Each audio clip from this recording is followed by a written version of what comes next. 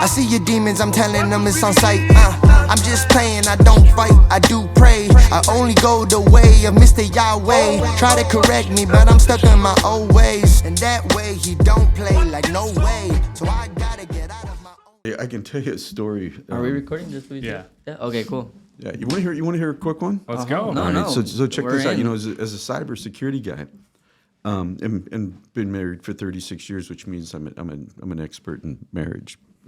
My wife would disagree, but in my head.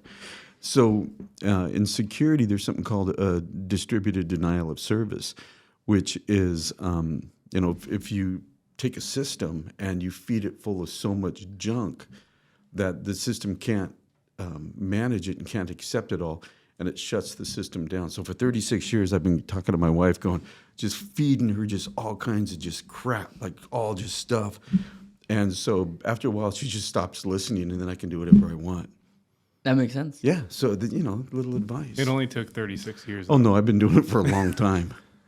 And when did it cross? When did she stop listening in general? I'm not sure she ever did, but so it all works out well. Great. It's going to get worse from here, man. No, I'm excited, man. That's what makes you and guests, man, and podcasts. You're just you all the time. So Well, I've tried being other people, and that doesn't seem to work out too well. yeah, there's a lot of people right now trying to be other people. But welcome to the podcast, Mr. Tap Pierce. Thank you. I'm excited, man. It's been a while. I met you here in Arizona, actually. Yes. I met you through Ruben as well, because he took me there. I had to pick up an iPad that I had won in a raffle, and then I ended up just sitting in the venue, Mm-hmm. and Coach Burt was speaking at that moment, and because of that moment, I invested to go to Nashville to meet Coach Burt, and he spoke at our event last year. So I just thought about it. If you would have never put refiners, Coach Burt would have never spoken at our event, and I would have never been put into there. That's pretty crazy. And the world would have just imploded. Exactly. I mean, that was so critical right there. 100%. In my world, yeah. We actually can thank you for all of Angel's success. I'm waiting. 100%. I'm waiting for a formal thank you, but I'll just, I'll take that. Yeah, listen, take them in prayers because I'm not writing a check. What? This is my form of thank you. Yeah, thank you. You're welcome. No, but Tab, tell people a little bit about you. I mean, CEO of Cybersecurity Partners, right? Managing member of Network Live, which we're going to talk a lot about, and then author of one book, going into two now, here shortly, correct? Yeah, actually, and a third one that's wow. like 60% of the way done. So I'm going to end up releasing my second and third kind of back to back. But yeah, so I've been an entrepreneur my entire life. I started as a kid. My mom was always like, you talk too much, you never shut up, you should go into sales when you're older. And I'm like, I don't know what that is, but yeah, that's what I'm going to do. So as a young kid, I was like, I'm going to be a sales guy, not having any clue as I just ramble on and talk, just what it takes to be a good salesperson. But I had spent, 7 years, my first sales job, and just killing it and thinking, man, why am I doing this for somebody else? I'm going to go out, I'm going to do my own, I'm going to start my own business. And, promptly just freaking like crap on it. I mean, it was horrible. Not, everybody says, it's not a failure if you succeed and you get back up. It was a failure, right? I mean, it was bad. And then I had to go back in and, get a job and that. But that kind of sparked that desire to be a business owner and be an entrepreneur. And I pretty much have done it. I used to be able to sit back and go name off all the companies that I started, and I've long since either because I've gotten old, like Alzheimer's set in, I can't remember, or there's just a lot there that have been there. So, but yeah, so I got in cybersecurity about 25 years ago. And it's really funny because people will say oh, you're in this new cool cutting edge technology and industry, and I'm like, I've been doing it for 25 years, man. It's not new. It's not cutting edge. I mean, it is, but I mean, when you're living it, and I like security, but and that company, my caliber's 14 years old, I think, and everything has an end, right? Nothing stays on forever, and so at some point in time we'll exit that business, but I've got Network Live, which we acquired. We used to be called Networking Phoenix, Network Live. And we're not talking about this a lot, but as we continue to morph, that name doesn't really resonate with what we're doing. So it's like we got to once again do a rename in that. But so that, and then I wrote my first book, which is Upsurge, which was about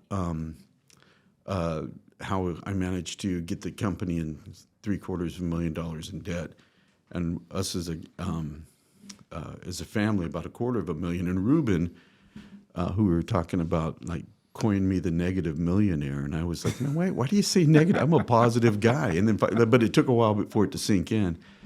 And so I wrote that book about that experience, and now I'm on my second, which is Outlast Everything, which will go live. I don't know, February 29th. Thank goodness it's leap year, because I gave a date. I'm going to be done by the end of February. So you got one more day. Yeah, I got an extra day, and it'll be done and live and available and everything else by February 29th. Do you want us to release this episode February 29th? It's gonna be cool. No, you can do whatever you want, man. Well, listen, I'm excited to talk about it. You just mentioned something, and I think a lot of what's made you who you are right now a lot is going through that crazy, harsh moment. Because I don't know if the books or even like acquiring a company like Network Live would have came out of if you didn't go through that. So you were in debt, $750,000. That's just right? the company. Personally, it was $250,000. Oh, okay. Which I don't even talk about in the book. I don't think I've ever heard you say that, actually. So you're $1 million in the hole at that point in time. Yeah, I don't even talk about the $250,000 I was in debt in the book, because why not? Just, at the time, it just didn't. I was so focused on that, the business debt, because those were the ones that everybody was like pounding on me for, the other debt. And that's I'm not even talking about like debt for owning a house or car. Yeah, sure. We're talking about credit card, hard lending. And that. And so those, I think maybe because I kind of had that under control and was paying that regularly. The other, it was just like freaking a disaster. So would you say debt is bad, though? Before we go into like how you got out of this and stuff, I'm just curious, from someone that went through what you went through. I mean, $1 million in. I think smart debt's good. I think debt is great if it's going to grow your business. I think debt is great if you can see an ability to pay it off. We took out whatever $250,000 with a hard money lender. And it was like, okay, this kind of has to go well, and this has to go well, and the stars have to align, and all this stuff. And then, poof, it's going to be perfect. Well, this stuff doesn't happen, right? So, if you make it's like saying, it's like, I'm going to catch myself before I say something completely stupid, but it's like getting married and then like saying it didn't work out. And it's like, well, yeah, but, you didn't find a woman at a good place. You found her on the street or wherever it is, right? No, it's 100%. like, it's like, so is marriage bad? No, marriage is great. If you have a bad marriage, well, yeah, you find the wrong person, the wrong scenario. So, no, I don't feel debt is bad at all. Give us maybe like some quick backstory. Like, I know we're going to talk about the comeback story about how you got out of it, but like what played into getting into it? And I'm also curious, like, what those husband and wife conversations were when you were in that $250,000 worth of debt. Yeah, on a personal side. Yeah. So, there is a colleague of mine who I went through this whole like tiger team thing where we all I got together with about 8 or 10 people, and they're like, do this, and trying to help me to come together and be an advisor and pull me out of it. And they were fantastic. And there's a couple things that I didn't do that they suggested I do, and I'm like, yeah, I'm not going to do that. But one of the guys was like, man, and he just pulled me off to the side. He goes, I can't believe that you allowed yourself to get in this position, because I just don't understand. And the irony is like he did the same thing I did, but like 3x'd it. And then he came back and he's like, I get it. I'm like, yeah. So you get there because, you think, in our case, we have a contract with a large Fortune 500 company, and we've got 8 people out there on contract, and the contract ends, and they're like, hey, just hold on to those guys for a couple of days, a week. We're gonna update the contract, and we're gonna get going again. You know, a week turns into 2 weeks, turns into 3 weeks, right? And then pretty soon you're like, man, we're running out of money because that's not, you know, that's 8 people we got to carry as a small business as we're waiting for that contract to come in. So what do? You're like, oh, you know, hey, why don't we not pay our taxes? Because, you know, the money's going to come in from the contract. So How many of us have said that? yeah, Totally. you know what I Totally. mean? So it's like, oh, well, I just won't do that, and we'll do this, and it'll all balance out because the contract's going to come in. And then what happens is, you know, 6 weeks comes by, and you're like, oh, man, we are not, hey, the money's coming in, money's great, let's go out and get a hard money loan because it's going to happen, right? And so we go out and get a hard money loan. About 8 weeks goes by, and we're like, man, we gotta pull the plug. We can't keep carrying 8 guys, right? How much? Real quick, 8 guys, because somebody listening to this might be like, yeah, bro, 8 employees, get over yourself, right? But 8 employees in cybersecurity is Well, yeah, different. probably each one of them, you know, just say, you know, probably made, you know, $125,000 a year, each one of them. Yeah, so you're in $1 million in payroll almost. Yeah, but and that's not including like benefits and taxes Sure. and stuff. So now you're talking about, you know, so it goes quickly, and you know everything kind of compounds, right? So you're not paying the IRS, and you get this loan, and you know hard money lenders aren't like, hey, we'll give you a hard money loan for like 2.5% interest, you know. Just move that over a little bit and call it 250 or whatever. Did y'all have a relationship with a bank? Or We did, they didn't wanna lend you but anymore? it's just, you know, you reach a point of that criticality, and it's like they look at you and they're smarter than you, and they're like, "Hey, I'm not touching that." You're like, "What do you mean you're not touching that? This is gold."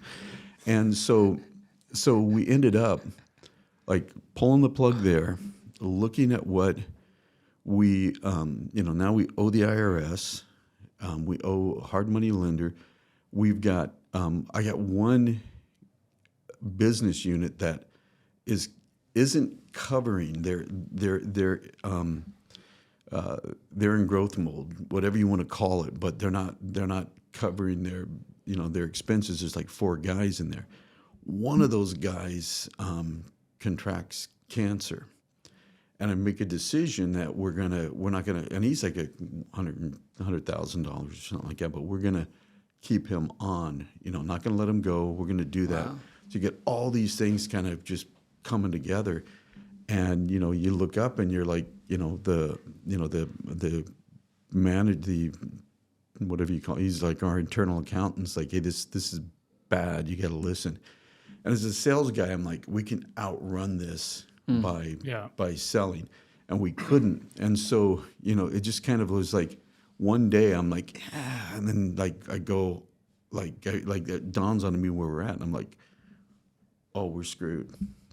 Things are just bad, and that's how you get there. It's like it's not that hard when when you're like pulling wires, and pretty soon you're looking, you're like, there's no more wires to pull. Where are we at? Oh, you know, and that's how that happened. So what were those husband and wife conversations like at that time? Yeah, I forgot about that. So my wife is just this like amazing rock. I mean, she's just like, okay, it is what it is. You know, we got to make sure that, you know, you don't do that again. And I'm like, you know, at that point in time, I'm like nodding, yeah, like, yeah, babe.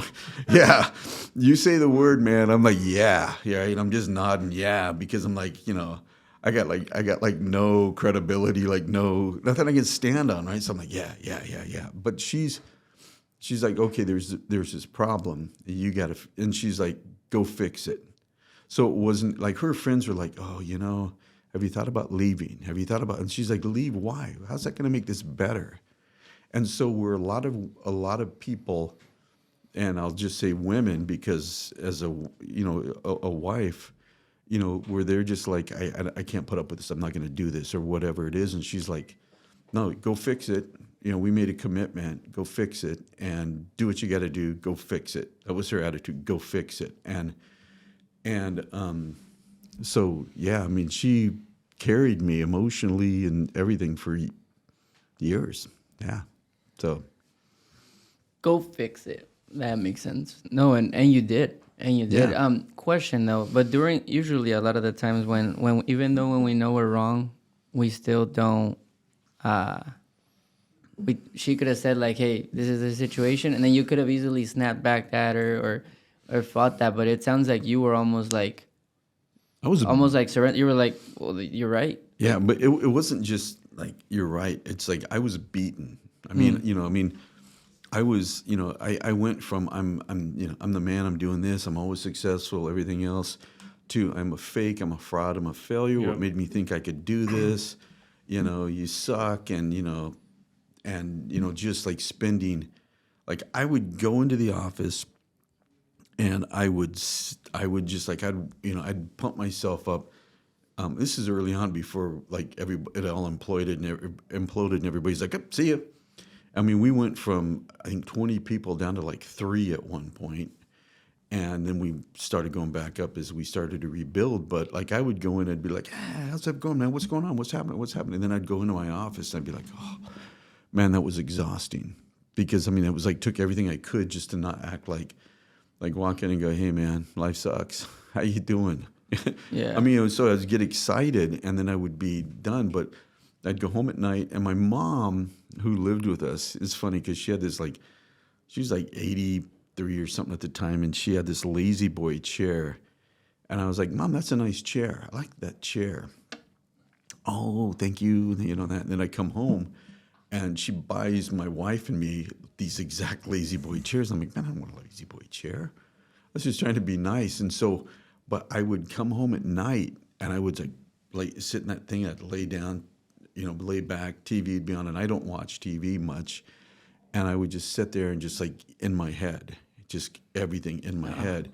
And then like my wife's over here next to me trying to like motivate me and, everything. And it was just like brutal. And I did that for like weeks. And then like Friday night at about like 4 o'clock, 5 o'clock, I would start to feel good. I'd be like, okay.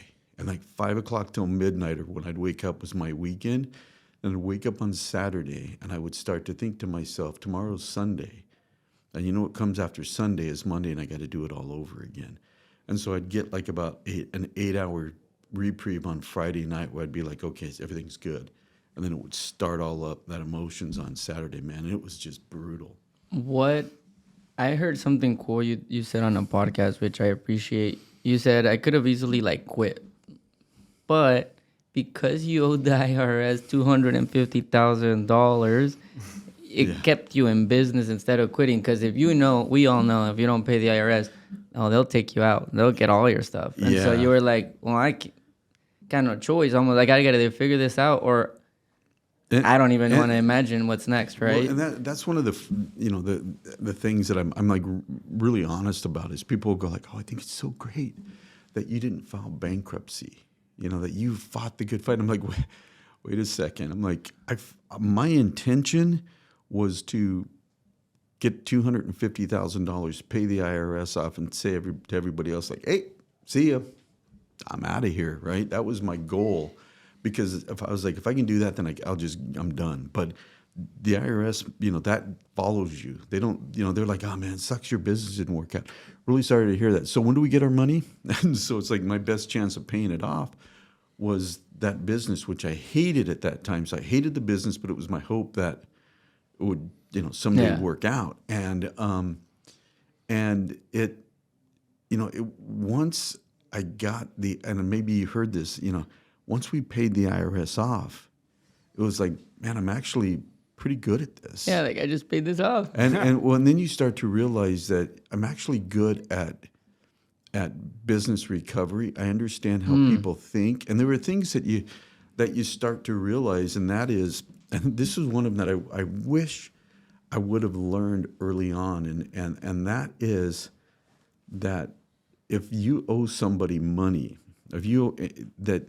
and in our case, if they're crazy enough to lend you money, then you become the bank. And now it's like, guess what? You're beholden to me, and it sucks because the agreement was we were going to pay at this time. But if you actually want to ever get paid, now it's this, and it sucks, and I know it's not what we agreed upon. I know I'm, being disingenuous from that initial agreement, but it is what it is. That's why there's bankruptcy courts, so it protects me.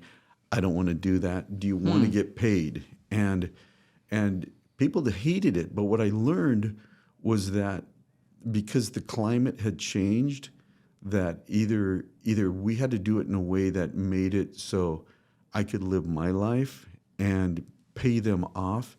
They get their money, and everybody ultimately is happy. And the one that wasn't ever happy was the hard money lender. But everybody else kind of went like, okay, we get it, and we'll do it. We don't necessarily like it. I'm like, yeah, duh, and neither do I. But the hard money lender one was the only one, and that was more difficult than anybody else. I like that. When at the moment they lend you, they're crazy enough to lend you, then you become the bank is a very interesting perspective. But it makes a lot of sense, and I think a lot of people right now that are in debt, and I went through that in the personal credit cards and all that. Yeah, you just call them and you're like, listen, I get it. This is my situation. Would you like to put together a plan that is affordable to me? And you'll get your money. I'm not saying you won't, but you'll get it eventually. And 95%, 99% of the time, they're like, yeah, if you pay us, that's fine. And the other 10% is like, that doesn't work. It's like, no, you don't understand. It has to work. And I would tell people, and I got to the point where, and the reason why you do that is because early on I felt, I was beat up. I felt like, man, I'm just the scum of the earth because I'm not doing this. And I was always like, I'm sorry. Yeah, I know I suck. Yeah, I know that. And finally, once I kind of was like, no, I need to like flip that script, and I need to be emotionally and mentally strong and just go, here we are. It sucks. I agree. Can we all agree it sucks? Yeah, okay. It sucks. So now let's come up with a solution. And I would tell people, and I had, there's a way to pay off debt, and there's a way not to pay off debt. And I kind of sort of did it, well, not kind of sort of, I did it my way. And that was, if I could see somebody had a face in my head like, oh, it's my friend Bob that I owe $5,000, I'm going to pay Bob, even though I could, there's no interest, there's nothing there, but he's got a face. I know what he looks like, right? And so if the debt didn't have a face, meaning like the hard money lender or the IRS or whatever, they waited until I got those with a face paid off because I wanted to, because I'm like, okay, I've already kind of sort of damaged a relationship. I don't want to damage it anymore. So I'm hoping that I can mend those relationships. I didn't have a lot of those, but I had enough of them.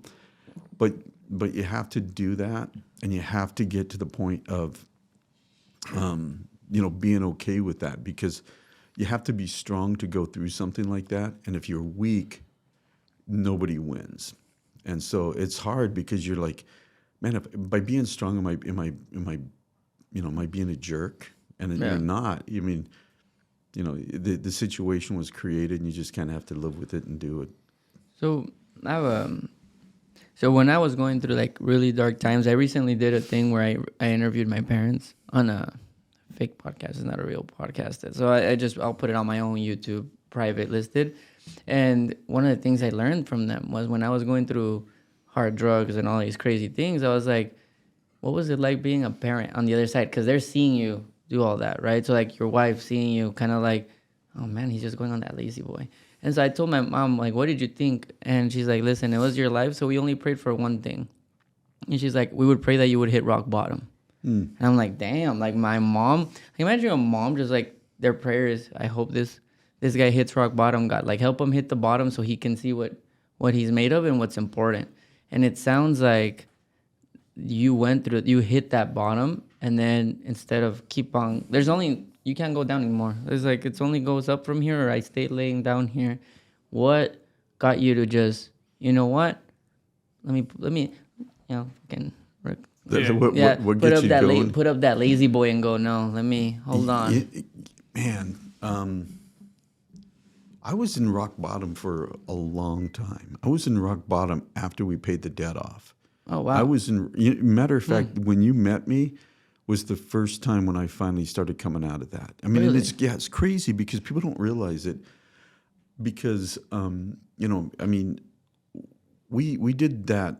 What was the Refiners Conference in the midst of the pandemic, right? We have like 800. We sell like 800 tickets online. We got like, I don't know, 50 to 100 people coming in and out at that, at the venue. And we've got, this. I mean, the speakers we had were really phenomenal. Right? Amazing. We had 15 really, really good speakers, and I had written a book. I had paid this debt off. My company was stronger than it had ever been. I'm a better leader than I've ever been. I've got this other company at the time, Refiners, and in my head, I'm still a fake, a fraud, and a failure, because that had become my identity, and I latched onto the identity, and so all these great things, and people are like, "How did you manage to do that if you felt you were that?" And it's like, because I had to get out of those things, and because I'm a creator by nature, and I build in that, so you can do those things and still feel like you're not there. But it was when I don't know if you were there when I had the interview with Naveen Jain. I think Naveen was the first day, and you showed up the second day. Mm-hmm. And I had said to Naveen, I go, the day I found out that I was in debt was the worst day of my life. And he chastises me. He's like, no, don't ever say that. Don't ever say that something's the worst day of your life, because you don't know what's going to happen. You don't know where that's going to take you. And so when you say that, you're cutting off the possibilities of that it may be a great thing. Oh, and this guy's a multi-billionaire, right? And I'm having this conversation with him, and I'm like, oh, wow. So yeah, it's like, and so like in that moment, I'm like having two conversations. It's like I had this like awakening, and I'm like having this conversation with Naveen, like about, whatever it was we were talking about. And I'm like over here in my head going, wow, it might be possible that that wasn't the worst day of my life, that maybe was one of my best days. And that like kind of like flipped the switch for me that, that there's something there that is, was magnificent. And that's like where I just like everything opened up, and like all my, like not all of it, but, financial growth, business growth, acquisition, even like, the relationship with my wife improved, my kids, everybody just improved. Your health too. Well, that took a little bit longer, but ultimately, that's gotten a lot better too. And yeah, just, it was the start of it. It was that moment. So yeah, it was great. And it's interesting because we just had, with Network Live, we just had our summit in September, and Naveen was one of our speakers. And then like, he like says something else. I'm like, man, this is twice like in my, like Naveen's like impacted me from the stage when I'm having a conversation. So it's like, I just want to have him on stage. Like, dude, there's nobody out there. It's just you and me. Impact me, man. Fill me up. That's kind of how I want to be. And because he's just so, such an incredible talent. I'm hearing you talk, and I think where my mind keeps going is, how did you develop your belief system through this time? So you're on that lazy boy, your belief system, and you said even long after you got out of debt was, I'm scum, I'm useless, I'm a fraud. Yeah, exactly. So then you speak with Naveen, and you have this aha moment. But one aha moment can spark a change. But I think to continue that transformation, you have to continue to develop a deep belief system. So like, talk to me about that belief system that you kind of walk through during your comeback there. Yeah. As you're talking about this, it's kind of like living in Washington State, and you're getting on a plane, and you're like, everything's like gloomy, and it's raining, and it's, it's cloudy, and it's gray, and it's gross, and everything else. And you're sitting in the plane, and all this work is being done to make sure that the plane is fueled up, that it's maintained, that the pilot's gone through and done everything that they're supposed to do. And those are the things that I was doing in order to get out of debt.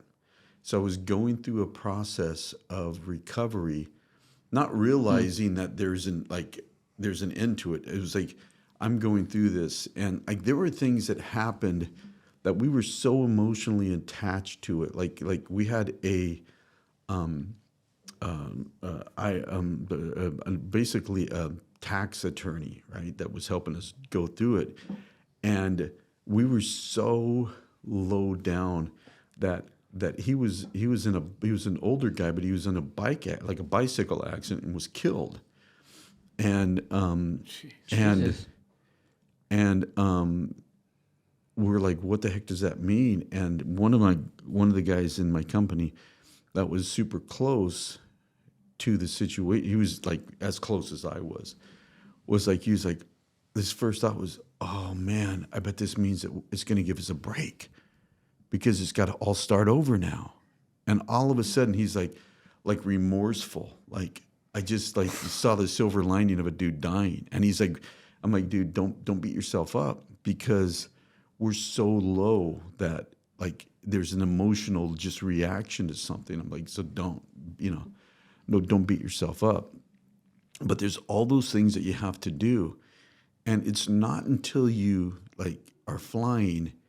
And for me, it was like we were flying in the clouds, even though we were up in the air, we're going forward, everything's progressing, we're moving forward. And it wasn't until Naveen said that I broke through the clouds, and I'm like, oh, look at the blue skies. And so once I broke through that, then it's like I saw everything. I saw just the beauty of everything, just the blue skies, everything. And that was the difference maker. So like I did all the prep work, everything right, but I didn't see the blue skies until Naveen said that. And then it was just like a flip, a switch that was flipped, and it was like, oh wow, look. And what people don't know too is during this time, so you had your wife obviously in a personal life, but the one person you had in your business, your partner, I heard this. You were like, he was like, oh, that's the situation. Kind of want to get out here. Yeah. So, and then you were like, okay, like because I'm sure there was more complexity to that, but he basically was like, yeah, I kind of don't want this. So I had a minority business. I had two of them. One of them is a very quiet minority owner. The other one was a little bit more ruckus. I don't know, rambunctious. We didn't get along well. And so about a year before all of this, he's like, buy me out. Just give me $1 million and buy me out. I'm like, dude, I'm not buying you out. Like, not now, right? And then I jokingly will say, I used to tell people, I'd say, yeah, because it was $750. I'm like, I just had to wait a year, negotiate $750,000 in debt, and then he leaves, because he came to me and he was like, because he basically let me do everything, and then when we were in the problem, like all this happened, he's like, yeah. I'm like, hey, we need to talk. He goes, yeah, I should probably be more involved in the company. I'm like, funny you say that, because we're screwed. And he just like gets mad, and he's like, this is borderline fraudulent. It's this. And I'm beat up, right? So I'm like, I'm not disagreeing. I'm not even defending myself. I'm like, yeah. And he's You're like, right. And he's like, he goes, you're paying yourself so much money. He goes, that's borderline criminal. And I look back and I'm like, I wasn't paying myself that much money, but because I was beat up, I mean, I could have been minimum wage, and I'd been like, yeah, it's too much. Yeah. Because I was beat up. And he basically said, I'll give you the ownership back. I'll give you the ownership if you absolve me from everything. And I was like, yeah, that's fine. Just leave. And it's interesting because now that I'm way on the other side of it, it was a missed opportunity for him to grow. And it's a missed opportunity for him to experience something incredibly painful, but life-changing in the positive way. And so, it really worked out. I mean, he's like one of a couple of people in life that we just didn't like each other. Yeah. So, yeah. So actually, I want to hit on something right there. So we're talking business partners. Angel and I get asked about being business partners a lot, and just recently I was a guest on a podcast and got asked about our partnership, and I said I want a foxhole partner, someone that can go to battle with us, get punched in the face, and isn't going to punch back. And it sounded like when things got really contentious financially with you guys, he wanted out, right? So talk to me about, maybe you've had experience with a contentious partner there. Talk to me just about business partners in general and what you've learned, and especially through going through the mud like you just did. Yeah. So, I mean, if you guys have a business partnership that really works and is great, you're the minority, and you should be grateful for that, because you should be, because if you can, There's a little button. There you go. I can't hear it, but yay. but I'll figure that out. But like, because I work with so many like business owners and everything that I do now, almost without exception, I can it's like, tell me about what's going on, and it's usually not good. And you brought it up. It's like somebody that's in the foxhole, somebody that's equally, I don't like the term equally yoked, because I don't like the idea of like having a yoke on me and being pushed, but equally, you guys have an equal in a drive. metaphoric way. Yeah, I mean, I see yoke and I'm like, that doesn't look good at all, man. I mean, if somebody's yoke, there's somebody in the back hitting you, man. I mean, it's like, because I can't imagine like going, hey, let's put a yoke on ourselves and let's drive ourselves. Like, that just seems stupid. But you're equally driven. That's rare. Usually what happens is like one person's all in and the other's like, I might come to work today, or I can't come to work today because my daughter has a meet at 5:30, and it's like 7 a.m. right now. Yeah, I know. So you know what I mean? So those kind of things is where it's at, and it's like you have to like really have a great driven partnership, and hopefully figure that out ahead of time that it works or not. I don't know if I'm answering the question or not. I want to get your thoughts. No, but that makes a lot of sense, the way you said that. And funny enough, we never even talked. I don't think we talked about it, but when we first started working together, he hired me as an employee. So he got me out of corporate America, and he just brought me in as an employee, and then it took almost 2 years. I became a partner. I gave him a deal he couldn't refuse. I said, hey, do you want to make half the money you're making right now with no structure and figure it the fuck out? Yeah, and then I was like, you get to work twice as much. And I was like, deal. Yeah. And now she was here in Arizona. I was already here. I was already working. I was already kind of established. Had already met you, actually. And then I was driving one day, and he's like, you should get out. I think you have potential to be an entrepreneur, and if you don't get out now, you might because you can keep scaling going corporate. And I think some people are meant to just scale through corporate. Not everybody's meant to be a business owner. And he took me out. He's like, I'll just hire you and come as my VP. And he gave me a bonus structure that back then we couldn't even afford. So I don't even know how the fuck. I have no clue how you pay that, bro. And I hit one bonus, I believe. And now that I'm in the ownership seat, I'm like, how the hell did I pay myself? I like that guy, but I wouldn't have liked myself that much to pay that bonus with those numbers. But now we're here. And, that's how this was born. He had his own podcast. I had my own podcast. We came together. So now we're here. So that's funny. Yeah, I didn't ever think about that. Yeah. And, it's you talk about how some people are built for being an entrepreneur. There's also, if a person's married, sometimes the spouse is built to be an entrepreneur, like that, and so my wife is very much like, you're going to do what you want to do. I'm going to support you. She's an entrepreneur now. I mean, she's got her own just unbelievable story that she's doing, and so she's like all in, just like I am on what she's doing, what we're doing. But if one of them is built for corporate America, then you both have to be. I mean, it just. Well, that's interesting. I've never heard that before. Yeah, and it's like I've had a couple of friends that are entrepreneurs, and their wife is like, anytime something goes weird, it's like, you should go get a job. You wouldn't have this problem if you just had a job. And so what happens is, in those particular cases, the spouses have faith and the large company and not faith in their husband to That's do it. so Well, interesting. would you say that. it goes the same on the other side? So like if the man had a corporate America job and the wife has that, because you also see that side Oh as yeah, well. man. That just happened to be the scenarios, like Yeah. because I don't have many women friends. So Yeah, it's yeah, just, no, it you makes know, sense. That's so interesting you say that. never thought about the that, wife though. has more faith in the big job versus the man doing it, because my wife is in corporate America. But when I started my first business, she like pulled me to the side and was like, if you're going to start this, you're going to go all in. Mm-hmm. Like there's not going to be That's a any good wife, though, man. There's not going to be any So in between. she's rare. She's rare.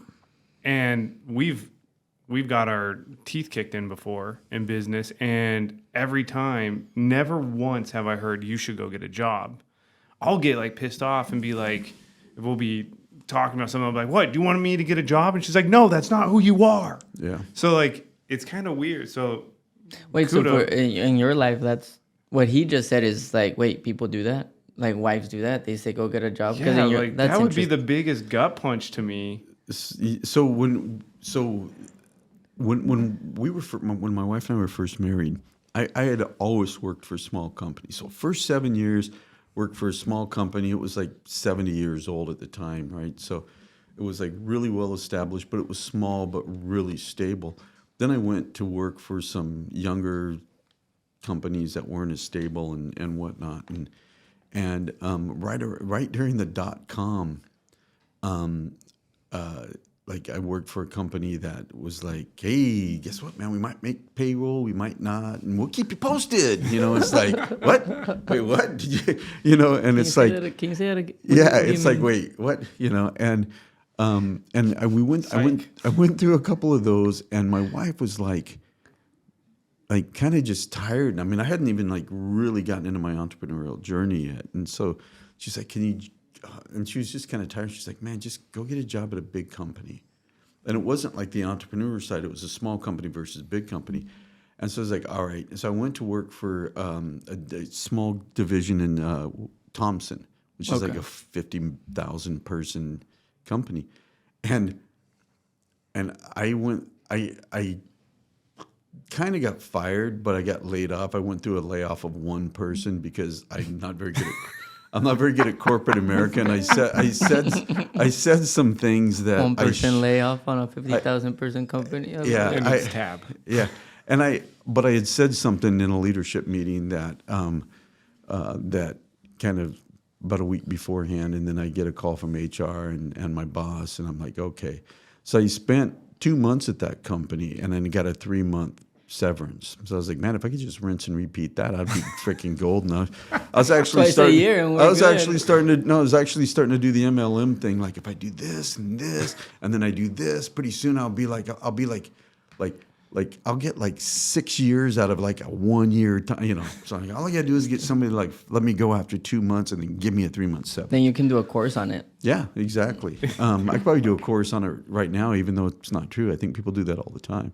That'll be a nice test. Yeah, but that was kind of like big companies do stuff, so don't put your stock in a big company. And so it was kind of a good thing, but yeah, you know, you just learn that you're built or you're not built for it. And I'm not built for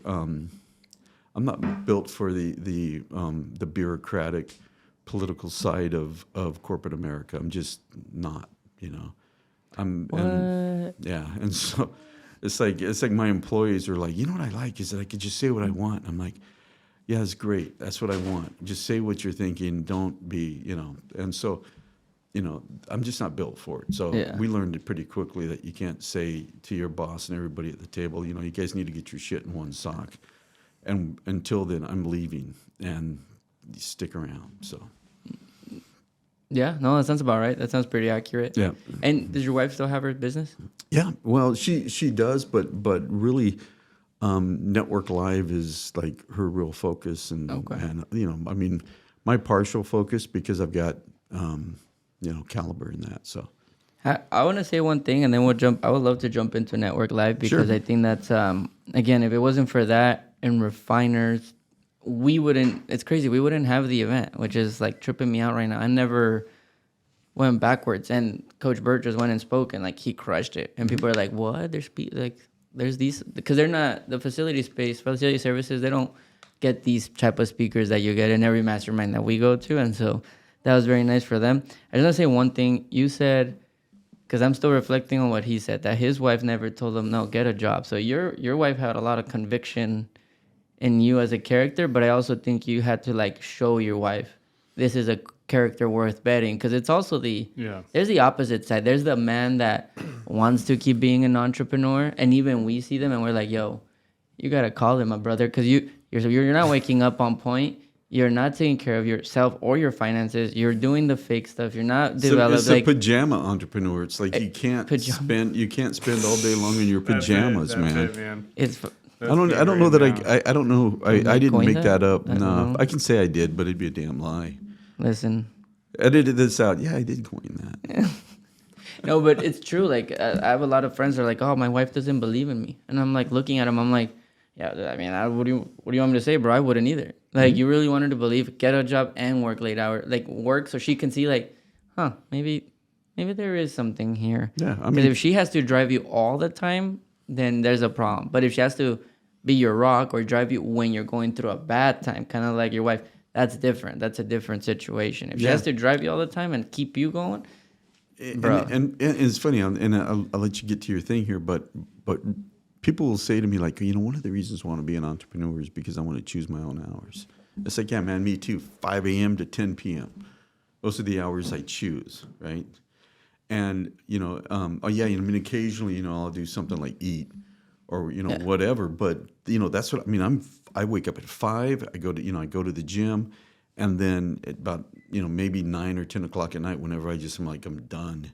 Yeah, I'm done. And it's like, but I don't have young kids, right? So it's like my wife is sitting there and working next to me. Yeah. And it's funny, man, because she'll be like, I'll be like 9:30. I'm like, man, I'm freaking done. I'm like, I am done. And she's over there just working. I'm like, well, I freaking can't quit, man, because she's like one up at me. I'm not gonna go to sleep by myself. I'm over there like, my eyes like rolling back in my head. I'm like, I'm gonna outlast her. I always find it funny when people say I want to have my own business so I can have my own hours. I find that comment interesting too. It's because actually, ironically enough, this trip marks the 11-year anniversary of me being self-employed.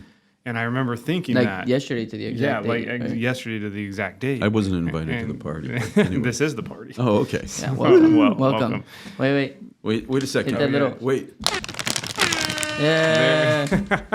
Oh wait, no, that we don't. This is water. Yeah. There's video, so they totally just saw you do that. I'm gonna totally make that into a. There's video on it, man. Yeah, there's cool. Yeah, so now you're gonna. Man. It's like props. I'm gonna put. What do you think he was talking about? And it's just gonna be Tab shaking the water bottle. Squeezing it. Just yeah.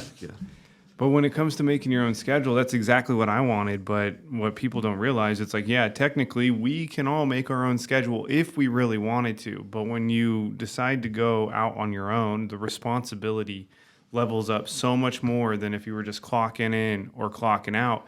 And one thing I don't always get to choose is the type of energy and effort it's going to take for whatever my schedule, even if I'm making, is in front of me. Because guess what?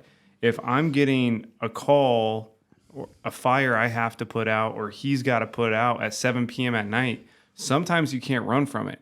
I can promise you, and this is a benefit to some, and I get it to an extent, if you're working a corporate job, you can turn off that email. Like my wife will not respond to an email past 5 p.m. And good for her. That's what she signed up for. That's the game she's playing.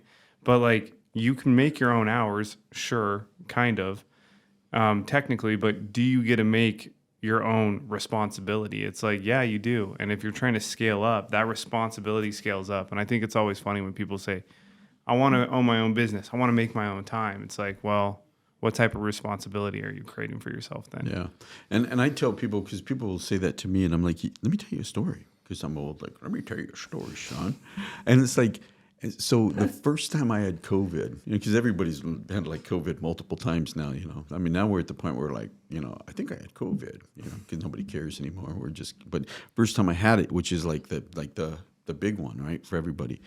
And I'm like, man, I am just like in bed, like doing everything I can. I'm like finally starting to see the light. And I'm like, I think I can work a little bit. I'm at that point. I've been sick for a week. And it's like 5 o'clock. And I'm like, okay, I've put in a full day, not like my full energy like you talk about. And like, it was almost like the website goes, oh, it's 5 o'clock. Let's go down. Right. And I'm like, suck, man. So it's like from 5 o'clock, and I'm supposed to, from like 5 o'clock to like 1 in the morning. I'm there like getting it ramped up. I am freaking full on, like that COVID kicked back up, everything else. I'm like working to get all this stuff done. I'm trying to find people to help out, everything else. And then finally about 1 o'clock, everything's back to normal, website's up, because we rely on that, right? And it's back. And then it's like, and then I'm boom in bed sick again for, I think I gave myself another week's sickness because of that. So it's like, that's the glory, right? I mean, it's like, yeah, you know, you get to choose.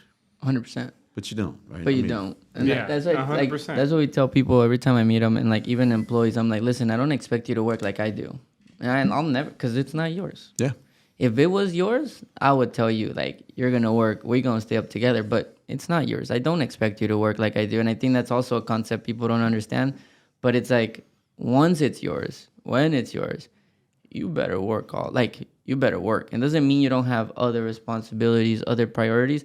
It actually makes you narrow down your priorities. Before I had a business, Well I said. swear I had a bunch of priorities and I loved everything and everyone. Once I became well full said. partner, and once I now we have 3 businesses, right? Now we don't have one. It's like God, family, business. Are you not in my top priorities? I can't put intentionality towards you right now. And I think let's start shifting into the network life and the other part. But you are huge on planning, and I'm not the best at planning. I think this year is like the most planned I've been. Yeah, actually, you did pretty well this year. Yeah, because I hung out with people that have their next 5 years planned. So I'm like, oh shit, they have 5. If I could do a quarter Q1, I'll take it. But it also has, again, planning helps you stay focused. It's just simple. You don't make stupid mistakes anymore. You're just staring at it. What are your philosophies on planning, man? Because I know you. I love how you say you plan a plan. Like you plan how to plan. Like So you're, man, like I'm like evangelical about this, right? I mean, I don't know how else to say it. You know, it was when we went through all of that crap. I'm on my way to the office with my wife, and you know, as a sales guy, I'm used to having a sales pipeline and I'm cynical. I'm driving to work. I mean, I wake up and I've got 5 emails of people that are just like, basically, where's my money? And I'm driving into the office and I was talking to my wife and I'm like, you know what I need? I need an opportunity pipeline. I'm like, I need to say like, oh, look at this. This is an opportunity. Oh, look, here comes the IRS. That's an opportunity for me to pay the IRS. Oh, look, it's the hard money lenders. It's great. It's an opportunity for me. And I'm being flippant the whole time, right? Like I'm like just venting. And we get to the office and I'm like, okay, but you know, I oddly feel good. Like if I change my attitude about what it is, then like my whole view of everything changes. And so I said, you know, I think there's something to this opportunity pipeline. And so I went in and I created this opportunity pipeline, and it took me like 4 days, like the initial framework of it. And it really is like, if I want to do something, and in that case, it was like, I want to pay off the debt. And it's like, I want to pay off, you know, the $750,000 for the company in a year. And then I go back and I'm like, then we're going to back it out. And then I come back out and I'm like, man, I can't do $1 million. I can't do 750 in a year. And so I'm like, what can I do? And so what happened was this morphed into what turned into this complete program that let us, it combined, paid down $1 million in 26 months. And that's aggressive. And you know, it was having a conversation with Tim Grover, the author of Relentless, and that, and he was talking about how Fast Company did a survey or whatever, but it was 40% of a to-do list get done in a day, and it dwindles down to like 10% of it in a year. And I'm like, you got to be kidding me, man! If I'm not hitting a minimum of 80% every day, and I'm not hitting a minimum of 80% every year, I'm screwed at this point because of that. Yeah, because you were so tight. Because it was so tight. And so now I look at it and it's like, and so when that when we paid off that debt, it was like, okay, I never have to use that opportunity pipeline again. And so I remember sitting around and just like, what do I do now? Because I was so used to just like debt, this, everything. And I went, maybe instead of using the opportunity pipeline for desperation, I can use it for inspiration. And then it became this like, what could I build? What could I create using it? And that morphed into this whole program that Network Live has called Mastery Alliance. And Mastery Alliance is really like, how do ordinary people become extraordinary? And following that program, and what it is it's like, it's not a calendaring system. It is a vision goal management. So it's like I look every year and I'm like, these are the things I'm going to do, and and then I'll create here's one anchor goal. Like I've got 6 massive, what I call opportunities, not goals. 6 opportunities this year, but one of them is my anchor opportunity. What do you mean by anchor? Meaning like that is the big one. It is like if I hit that one, all the other ones might be able to bend, but if I hit that one, it's going to be freaking massive. Can you give us an example? Can you have as many goals as you want, or in just one anchor? Or I usually have, for me, I have 6 goals, 6 opportunities a year, but one of those is an anchor. And so last year, the anchor was, we're going to create this big conference and this summit, and it was just like this big, huge thing. And then this year, for Network Live, it's that we're going to do, as a professional development company, we're going to do $1 million, which for us, because that's the goal. It's a big goal for us. I mean, that's like 5x, right? And so it's like everything happens that we start to culminate into that. Like, what is it going to take to do that? Like, what do we have to do? And so the whole thing with the opportunity pipeline is like, here's the goal, or here's the opportunity, and these are the things I need to do this month in order to impact the year. And in order to impact the month, I have to do these things this week. In order to impact this week, I have to do these things this day. And then in order for me to impact the day, this is what I got to do these hours. And if I show you on my phone, it says from 10:15 to 1 p.m. because I got to drive home. It actually says 9:30 to 1 p.m. because I had to drive here, right? But it says podcast, right? And so I know that every hour of my day is accounted for. Wow. And people will say, well, how often does it go perfect? I'm like, man, freaking never goes perfect. Sure. But what I really, the objective is that I need to hit 80-90% of the day. So that the hourly becomes the sausage, and then, nobody wants to see how the sausage is made, but then the day, 80-90% of the day, because if I can hit 80-90% of the day, I'm going to hit 80-90% of the week, the month, and the year. And the reason why I say 80-90 and not 100, because people will say, why not 100? I'm like, because as soon as I say 100, then in my head, I'm like, I left something on the table. So if I can hit 100, I left something on the table. That's really well said. And I like that breakdown, how you just did that, try to get the 80% day. So when are you planning your week out hour by hour? So I plan out my week Sunday night.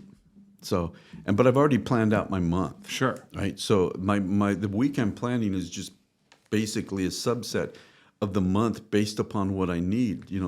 Some things just go faster, right? So you're looking, you're like, okay, 2 out of the 6, it's the 15th and I'm done.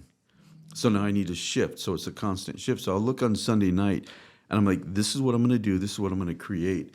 And then I'll set up every night before, I'll set up the next day.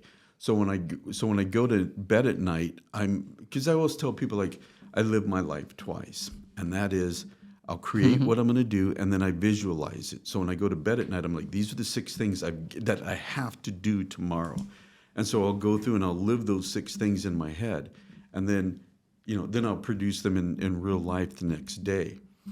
And those are the things that I'm looking for. So every night I'm setting up, this is, Sunday night, this is my week. And then obviously Sunday night, I set up Monday. Yeah. And then I set up Monday's hours Sunday night, right? And then Monday or Tuesday, I do that Monday night. But I'm looking and saying, this is what I'm going to do. And part of the reason why is because what will happen is you'll look and you're like, this is what I can do today. And then you start to break it out into hours and you're like, okay, I can't do that much. Yeah. Something's got to give. So I got to push something out because because we're like, I can do all this stuff in the day, and then you can't because you overbooked. Yeah. And early on, like when I was going through this, I wasn't very good at managing my hours. So I'd be like, oh, this is probably going to take me like 30 minutes and take me like an hour and a half.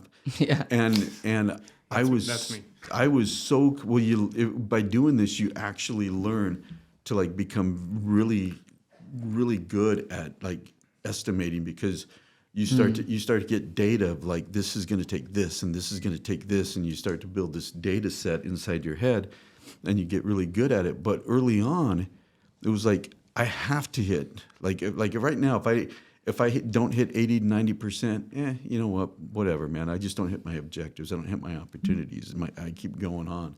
Right? I do that. I hit them because I'm driven and I'm accountable to myself. But early on, it was like, if I don't do this, then these people aren't going to get paid and someone's going to get pissed and I don't want to have that going on. And so I would set up my day and I'd set up my hours and it'd be like, I'm up till 3 o'clock in the morning because I haven't hit my 80%. Are you measuring this like on an Excel or no? Well, early on, I had an Excel spreadsheet. Now it's like, it's a website. It's theopportunitypipeline.com. And it's part of that Mastery Alliance program.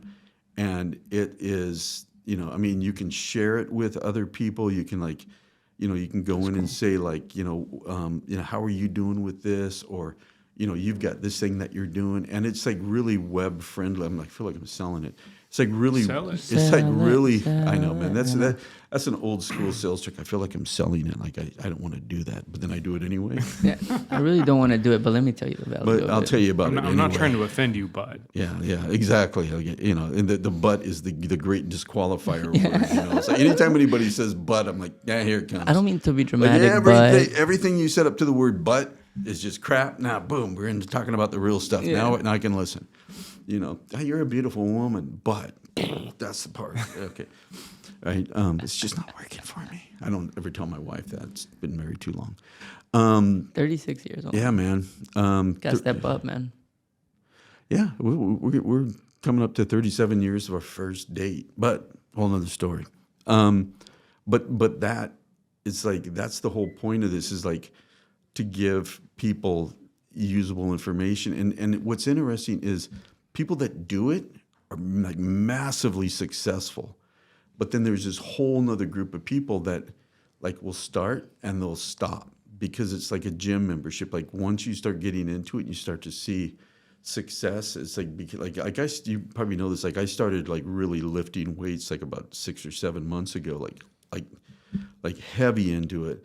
And like I can't stop now. Yeah. Right? Yeah. I mean like I'm like all in. welcome to the dark side. Oh man, I freaking love it, man. And it's like this whole like weird mental thing of like I'm not losing weight, I'm gaining weight. It's like the scale, and it's like, but I'm gaining muscle, and it's like you just like what? And you're like, you're just like the scale says, but the scale's never wrong. It's Well, like, yeah, it is, Anyway, but you get these people that start to like.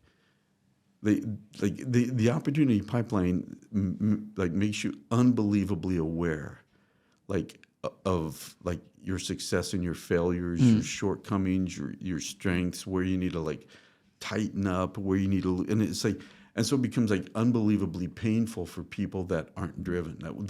Because there's people that want to, they're married to the dream, but they're not married to the execution of the dream. Yeah. They like.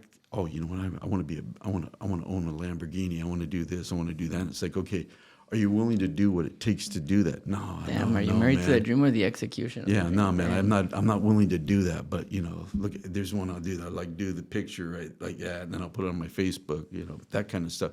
And so we get those people, and they bump out pretty fast. And we used to sell the program like monthly, and then we stopped doing it because there were so many people that were just like, oh man, it's like, Not this month. I just, I don't know. And it's like, you know what, we're going to get you to commit, and you're going to, because if we can get them to commit on a year, then that takes that away. Nice. And then they can just focus on their success And the execution. yeah. And but people, I mean, it's like, I will tell people, it's like, we're better than superheroes because we don't need an arch nemesis. We're our own arch nemesis. And it's like, like we're bipolar, and we got, or not bipolar, whatever it is, like schizophrenic, where it's like we got like a Joker inside of us. Oh, 100%. Yeah. So real fast, before we move on, I just want to clarify one thing because I love this. We were just talking to Selena Eklund with the Elliott Group, and she talked about visualization, and she was big on that. Did you say you visualize like your next day? Yeah. Right before you go to bed, right? So I visualize everything. So there's Everything? pretty much. Nice. Yeah. So it's like even like this podcast, I've already done this podcast. Yeah. I mean, I know that sounds weird, No, but I'm with you. But I visualize everything, and I used to have this thing where it's like if somebody recommended a book to me, I would read it because it is like if it's important to you, it's important to me. I'll read the book. And I stopped doing it because somebody recommended a book that was just like it was like this kid that was a drug user, and he like ended up like drugs and killed him, or he died from it, and I'm like. Man, I don't ever want to read a book. So now I don't like that. That broke me from like I'll read whatever you tell me to. But somebody had said, "Have you ever read the book The Secret?" And I'm like, man, I don't want to read The Secret. I just don't want to read it, and because I've seen the movie, and don't like the movie, and blah blah blah. And what I found I didn't like about it is that it's like visualize. It was never visualize, take action. Visualize. And it's like you got to take action. And there's a guy that is referenced in the book.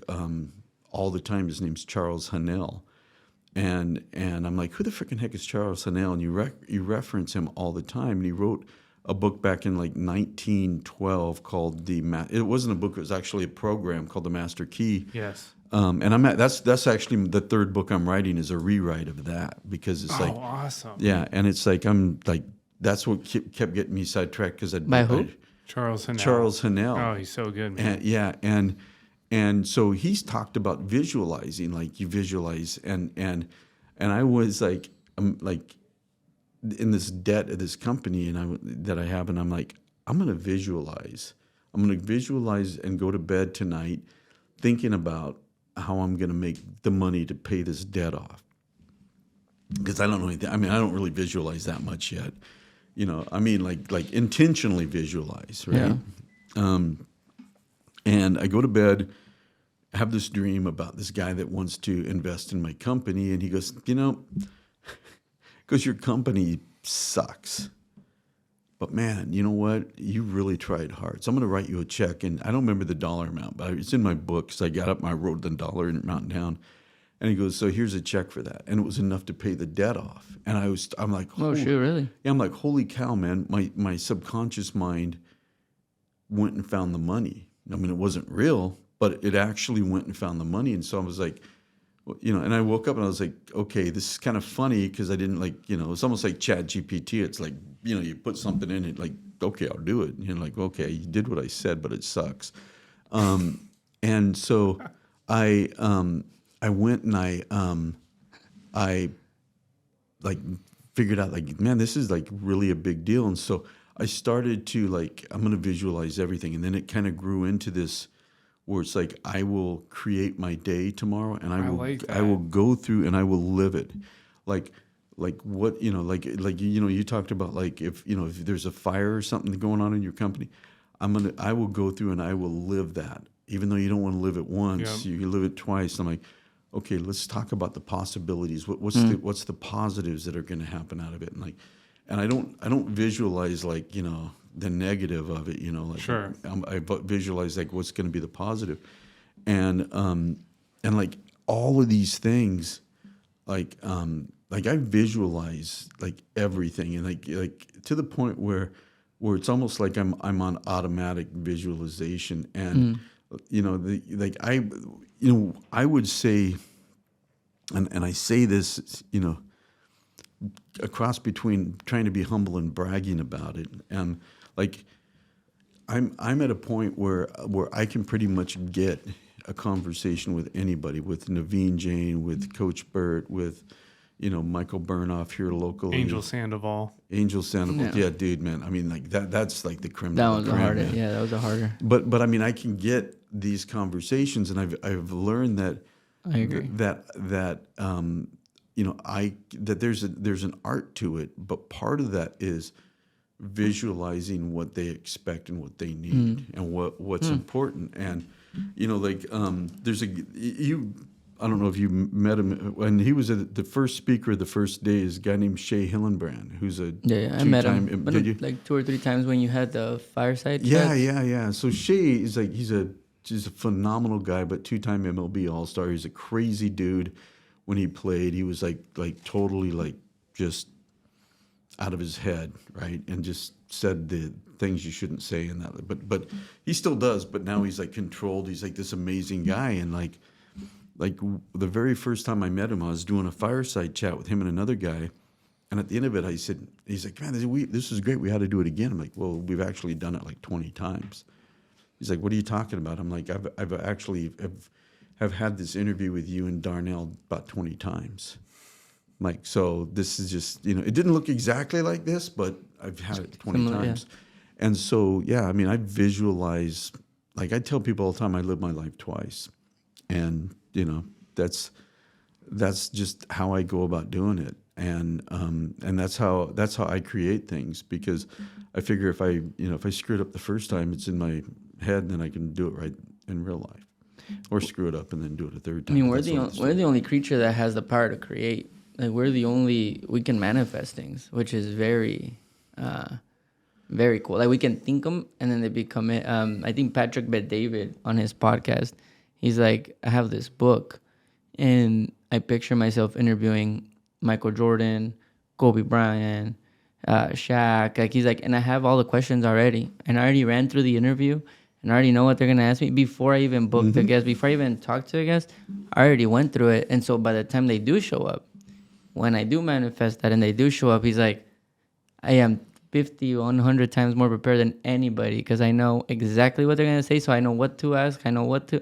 And it's very interesting that you would say the same, because I don't think I've ever practiced it to that intent. So one of the things that is big for me in 2024 is I want to get on more stages, because like Coach Burt will say is like, I don't have a money problem, I have a people problem, right? And so it's like I need to be in front of more people. So my goal is to be in more stages, right? And so I actually will like, I'll go through my day, like I go to bed, and this is a problem. I don't sleep much. I sleep like maybe 4 hours a night, because I'm it's a bad combination, because I'm thinking, right? Then I'm old, so I got to get up and go to the bathroom. Then I'm thinking, and I can't fall back asleep, 4 hours of sleep, right? So, but I'm always doing that. So I'll go to bed, and I'm like, I want to speak on a stage. I want to be on more stages. I want to be on more stages. So I will actually like visualize, because I'm like a kid, right? I'm like sitting in the hotel lobby, like doop doop doop doo, and then somebody are like, oh my gosh, the speaker didn't show up. Is that Tab Pierce? It's like, oh, hey, and then I'm like, what do you want me to talk about? And then I'll just say something in my head, and then I will create that presentation on the fly. So pretty much at any point in time, anybody could say to me like, I want you to come in and talk about whatever, and I'm like, I'm there, I'm ready to go, because I've already most likely have done that, or have gone through the exercise of doing it. At what point does that shift from visualization to delusion? Oh yeah, man, I'm full on delusional, man. But do you think but it happens though? You can say you're delusional, but not really, man. One of the things that I was more impressed by you was that level of people that you run with. Yeah, that was one of I was like, how the hell does he get in those rooms? I think it would have to be hard to be like, you're visualizing, but then you have action through like the opportunity pipeline. Mm-hmm. Yeah, because there's people that visualize and then nothing ever fucking happens for them. Oh yeah, man. But that's because they're delusional. They're doing the same thing over and over, expecting a different result. They're not really putting in the work. Maybe they don't have an opportunity pipeline or even a skill set. So what's the difference between having a vision and being delusional?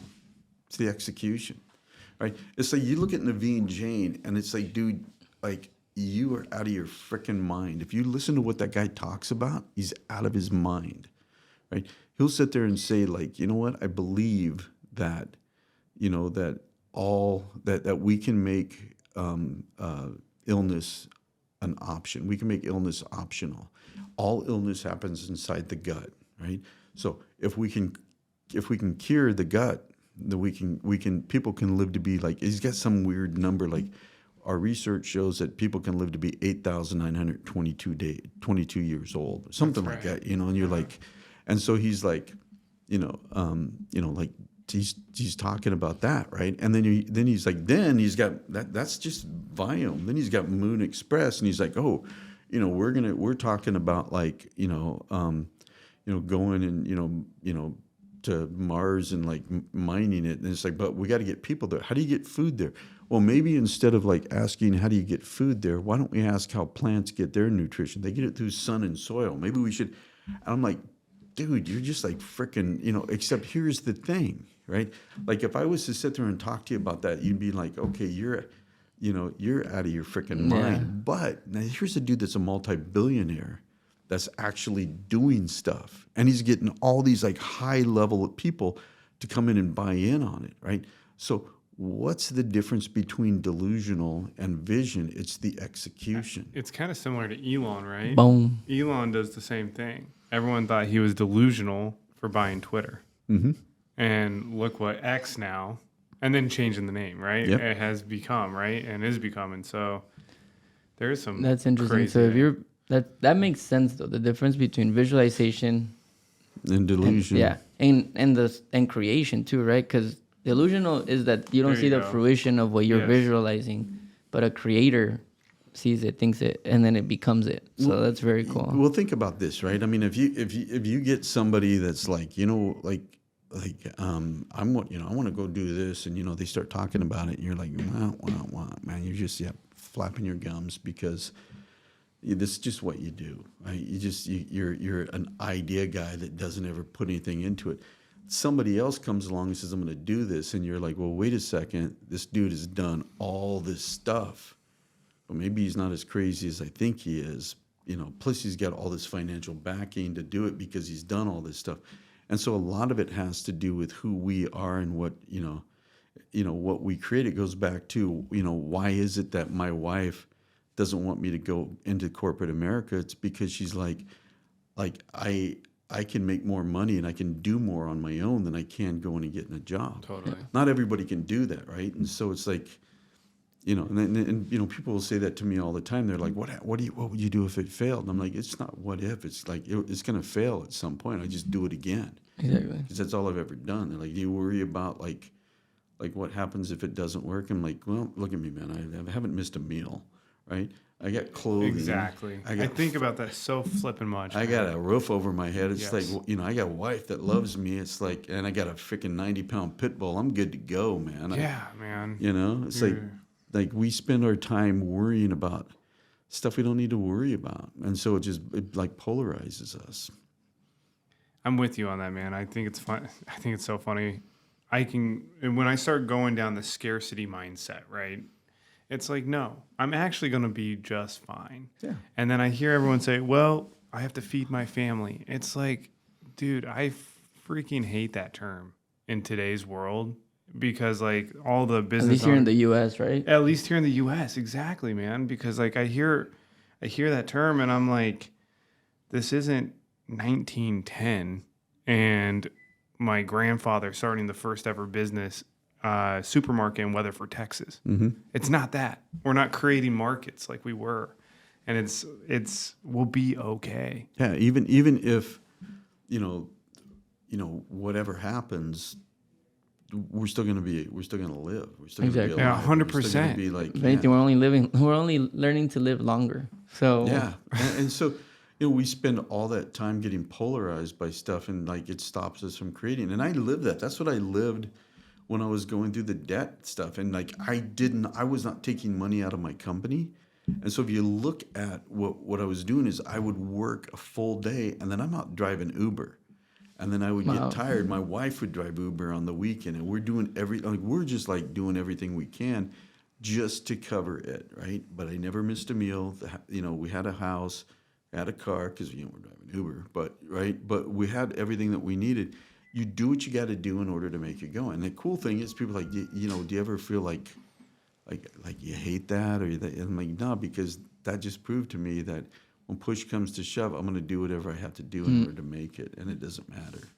I think that's, yeah. It's humbling as hell, man. That's for sure. Because there's nothing like driving Uber and somebody like goes, "So, do you do anything else?" You're like, "Yeah, I'm I'm a CEO." Yeah, You're exactly. like, wait, what? Yeah, exactly. To me, though, that's kind of like the American dream. You're $1 million in debt, and then yet now you're not.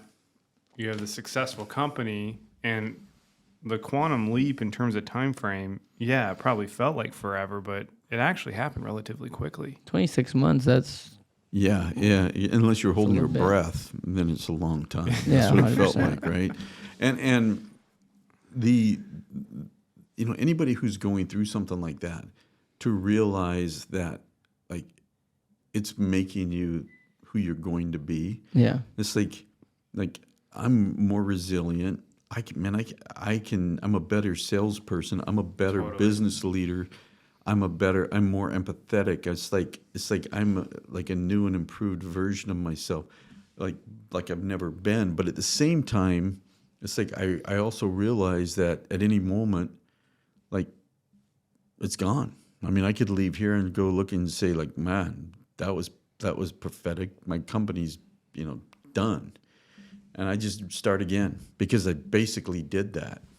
Would you start again? I'd do something, man. What am I going to do? Yeah, I mean, it's like people. When we moved from Seattle to here, people were like, "Oh," it's because this is just the mindset that people have. They're like, "Oh, you live in a golf community." And it's like, "Yep." So do you spend your time golfing or retire? And I'm like, "Well, first of all, I have never golfed, so that's not going to happen." And second, it's like I'll never retire. I mean, I'll be, God willing, I've got another 50 plus years in me to work, and then I can Maybe consider consider what I wanna it. do. Yeah, maybe. Yeah, I mean, it's like, we were meant to create, and if you think about because this is what happens. I'll be 60 years old this year, man. So what happens is you start to go like, 65, that's the retirement age, and then you're like, okay, then what? Well, then I go, then what? And pretty soon you're like, okay, I go from retiring to like the adult assisted living. I don't know what the gap is there, to dead. And it's like you start thinking about that, and it's like, or I just don't retire and I just freaking skip that and just take care of my body and do whatever, and then just freaking ride the horse forever. And maybe someday I'll go to my kids' retirement party. Yeah. But I'm not gonna go to my own. So. Yeah, totally, man. That's such a good point, because people are like, "Oh, what about your retirement plans?" And I'm like, "What was that?" Like, I don't know if I ever want to have a conversation about retirement plan. That doesn't mean you don't enjoy life. I know you guys travel, and I know you guys have a great life, and you guys go to Seattle. But they say that usually when men retire, that's when their health tends to crash in full, because they lose purpose. We like work. We like providing, protecting. We like that side. So I grew up. My dad worked. He was retired military. Then he went and worked at a penitentiary. My mom worked for the government. My dad died when he was 61. I actually have this is the exact age my dad was when he died. I have it in my calendar. So in 18 months or whatever, it ticks up, and then I can throw a party. I don't know what kind of party it's going to be yet, but I'm going to be like, I made it. Pass that dude up. But Beat you. Yeah, I beat you. But the thing is when he would when my mom would come home, my mom would make dinner because she got home before him. We'd all three have dinner. My dad would lie down on the floor, watch TV, fall asleep. My mom would go over and sit down. We didn't have remote control. She'd go over and turn the sound down, tick, tick, tick, tick, tick, put her show on, go over there and sit till about 9 o'clock or so, and go over and go, cow, it's time to get up and go to bed. And then they'd go. So every day it was like come home from work, sleep on the floor, watch TV, that. And I was like, man, that I'll never be that. And so Catherine and I, my wife, man, we're gone and doing stuff all the time. It's like we just don't get into that, right? And so it's like, you kind of have to learn, I'm not going to let I'll take my foot off the gas if it's going to help me go faster in the future. But I'm not going to Yeah. take my foot off the gas so I can stop. Or now in electric cars, you don't have to even, you just Tesla it. Yeah, I don't And know. just man. I'm not enjoy the there. pilot. I'm not there yet. You know, You don't have to press the gas. I'm just saying, like there can is no drive. gas in a Tesla. Come on, man. No, the pedal. You don't That's have to press the pedal. You just you can put you don't the give auto it gas. the You gotta autopilot. yeah. So What I'm do you- just what do you saying, say if you and have a enjoy the Tesla? ride. I don't know. If you have a Tesla, you don't say give it gas. Like put your foot on the gas. Yeah, just shock it up. put your foot on the electric. Hit the Yeah, button. but- I don't know.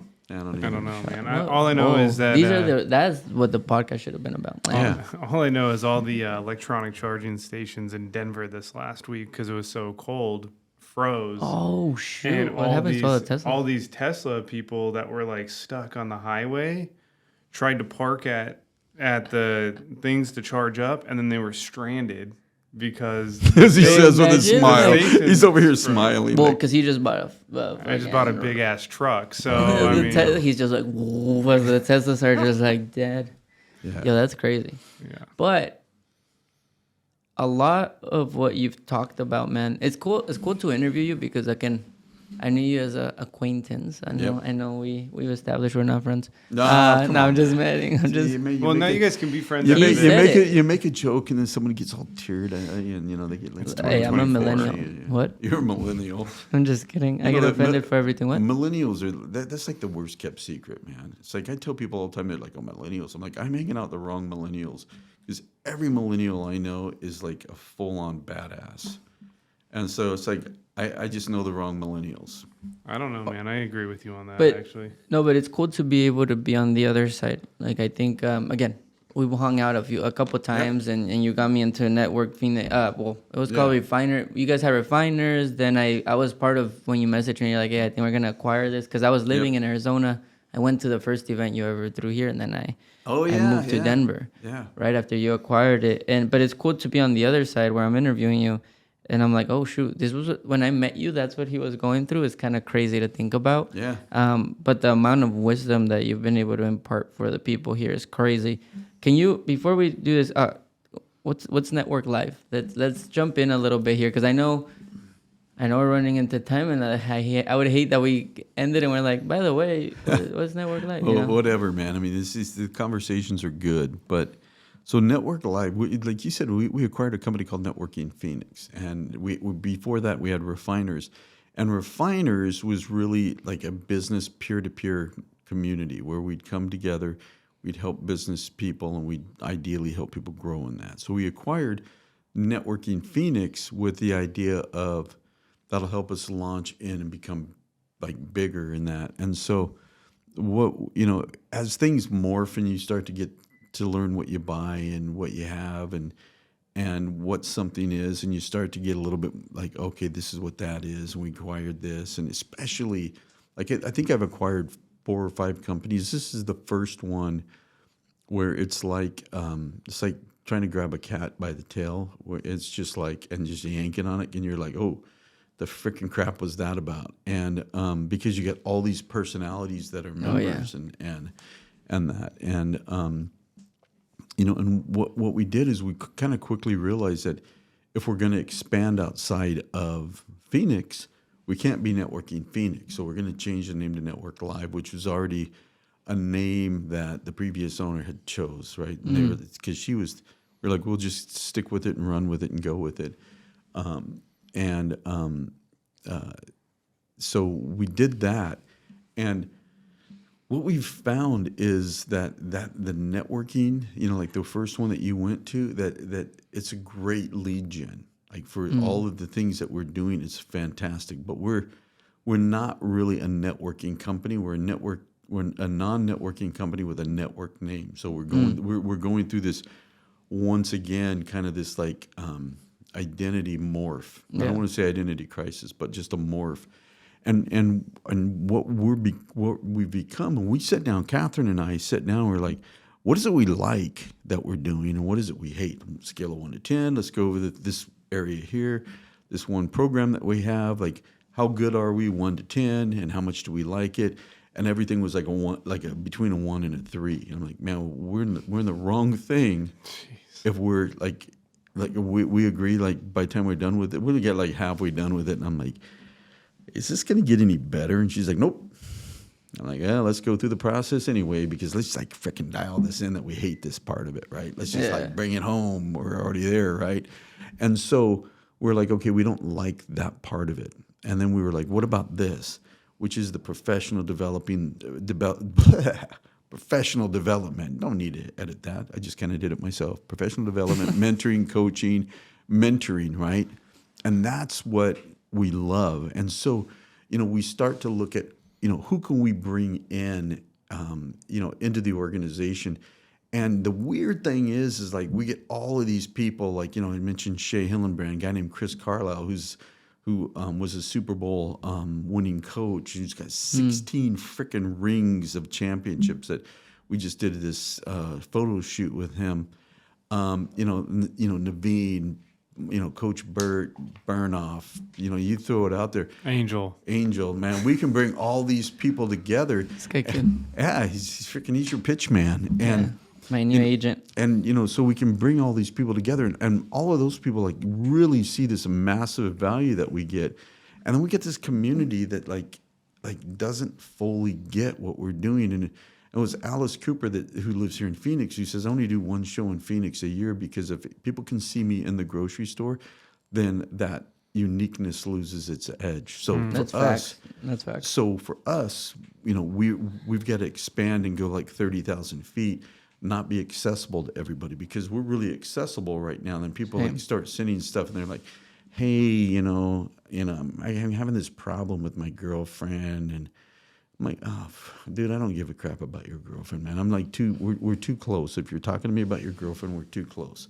I mean, I'm just no. There's a beauty. We've learned that this past year, yeah. and we're implementing it this year, which is accessibility. And one of our mentors told us, like, don't get me wrong, be there for people, but you guys are building. You're there, be there. Yeah, but you guys are building something so big, and you have to stay focused. Where people should feel like they're close enough, but not enough to where they're sending you things like that. Yeah. You know what I mean? Unless they go to the event, or they're putting in the effort. Because if not, you're just. I mean, it is true. Because after a while, if people are paying for it, they're going to stop asking you that kind of stuff. They're going to really hit you with the stuff that's 100%. important. The thing right? that's important. Yeah, they're gonna dial it in. And so we look at it, and it's like, so we started, we did a summit here, and now we're doing one on February 3rd in Prescott here, and so we're getting, we're talking to Yuma, we're talking to El Paso, and we're being selective about going into these cities and bringing in a summit, and so we're doing that. We're we're making a, with my next book coming out, that's Outlast Everything, and we're building programs about how do we get people to like repeatedly make changes in their life and reach goals and objectives, where it's like, here, you want to do this, you put it into a system and you do it and you outlast it and you just keep going. And so we're building programs like that. And the goal is, to candidly, it's funny, I was reading, Coach Burt has his book called Flip the Switch. Oh, yeah. And I'm like, I don't know how far into it. And he's like, you need a competitor. And, you need to mimic that competitor, and you need to do it. And I went, man, that is freaking hilarious or funny or ironic or whatever, because I look at him as my competitor. And I love the guy. So it's not like I hate the guy, right? Exactly. And it's like, someday it's like, I've been on stage with him, but it's my stage, right? So someday I'm going to be on stage with him, and it's going to be not my stage. So it's like when I look at somebody who has done something phenomenal based upon, it's not like, Steve Sims, who was like, I used to do this for Elon Musk and for the Pope and this, and, exactly. Tim Grover, like Michael Jordan's strength coach, Kobe. I mean, all these guys, which is phenomenal in and of itself. I don't want to take anything away from that. But you got Bert, who is a high school girls basketball coach, who created something freaking massive. Isn't that wild? Yeah, it took him 10 years to get his first champion. Yeah, and so it's like I look at him and I'm like, this is a guy that has a well-oiled machine, and he's very, very good at it. And I respectfully look at him and say, dude, like, you're my competitor. not because I wanted, like in the old school, like I hate my competitor, more like you're my, you're my ideal avatar of what I want to create in a very good way, right? And so, like that's, if you look That at what makes sense. if you That look at what makes he sense. does, right? I mean, even down to the point of like Catherine and I will do things like couples retreats because we've got this ability to do something that other people have never been able to. I mean, I shouldn't say never being able to do, but that just can't consistently It's unique. take in their and put in their life. And so, our thing is like we want to do we want to focus on what we're really good at, right? And so, like honestly, like, even though I'm a sales guy and I'm like I've been at the top of my game my entire life, I would not do like what Andy Elliott does. I know who's it, Selena. I'm Yeah, connected top to her on sales Facebook. manager. Yeah, I'm connected to her on Get Facebook. closer when if you're gonna. Yeah. Yeah. But I couldn't do what Andy does because one, it's a different kind of sales than I've ever done, right? I'm very much like, my clients have been my clients for 20 some odd years, right? So it's very different. But also, like, I'm not in that game anymore, right? So it's like for me to go in and do that, it'd be like, okay, great, man. So you can train me really well on like selling that was like amazing back in like 1990 or 2000. Yeah. It's like, you know what I mean? So it's like, I'm not like frontline sales guy like I used to be. So it's like all of that stuff. So it's like, now I'd be better off like maybe training somebody on like even like how to implement our AI into the sales organization or marketing or whatever than I would be like doing what he does. So I want to stay in the lane that I'm good at. Yeah.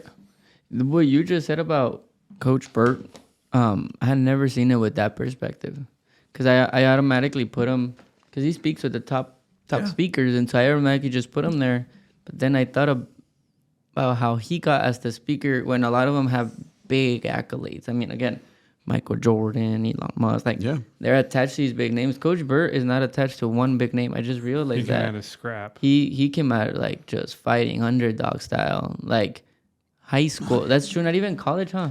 It's high school champion, It was huh? a high school In Tennessee. girls championship team. Yeah. And now but I will say he was one of the most methodical and strategical speakers I've ever heard. And he said something at our conference. I don't know if he's ever said it before, and it just I laughed. He goes, I'm talking to Brad Lee, and I said, Brad, if I looked like you, I'd be a billionaire multiple times over. And I laughed, and I'm like, that's funny because he would be. Yeah. But he, he's just a freaking scrappy dude, man. And it's like, so I look at that with unbelievable admiration. It's like, that's the dude that I want to copy, right? And I make no bones about it. It's like, it's like we're really good at what we do. Catherine and myself, I mean, we're really good at it, but nobody knows who we are yet, right? So it's like, when I go and I'll talk to people about Mastery Alliance and that, and people are like, oh, that's cool, that's cool.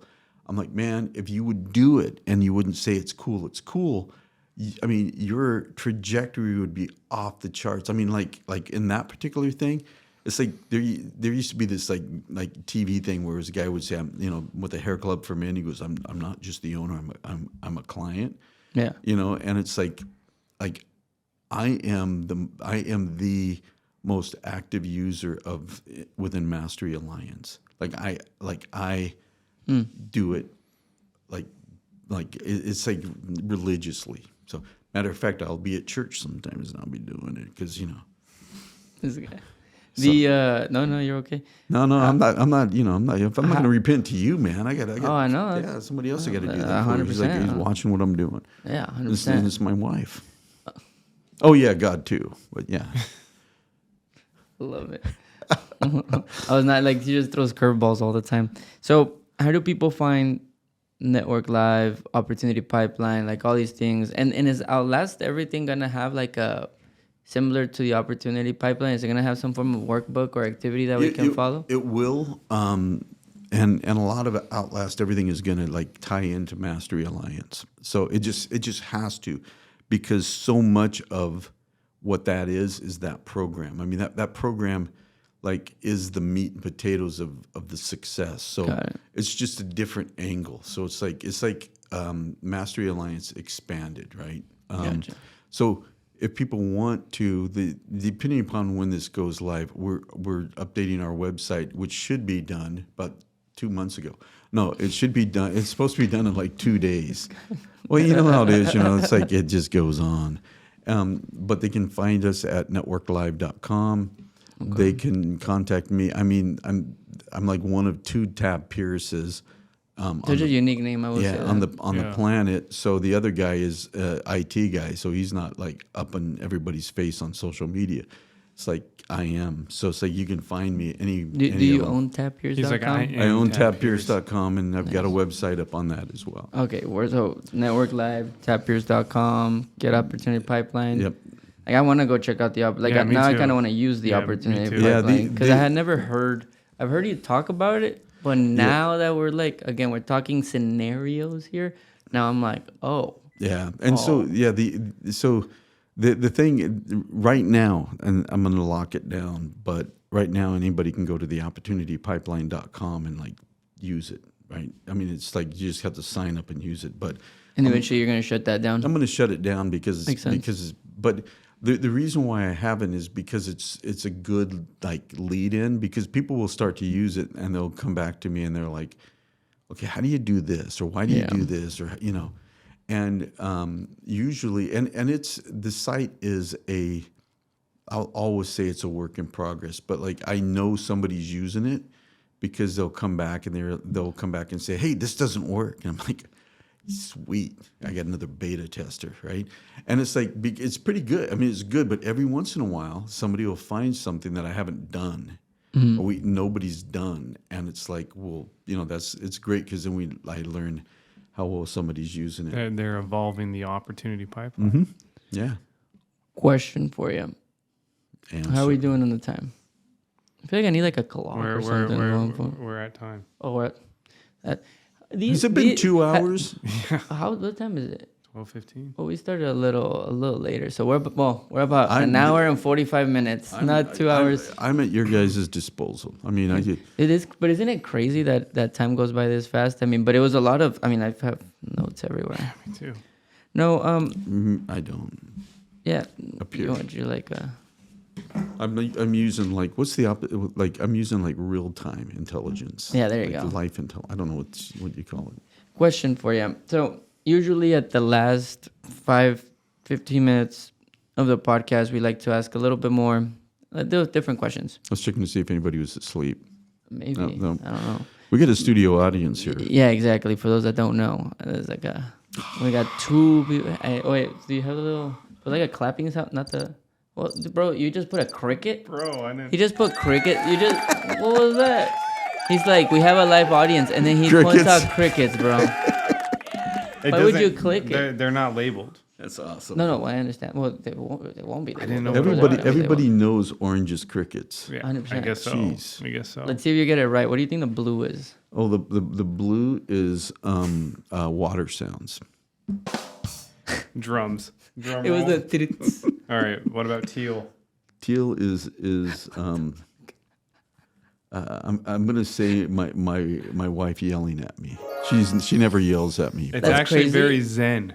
Yeah, that was actually a very like a princess sound. She's definitely not. She's not zen, but she doesn't yell either. I just like to make it sound like she's. Apparently, yes, exactly. Yeah. So, question for you, Tab. Yes. So, what's next for Tab Peers and Network Live? I love the question because it's always going to morph. It's going to change, right?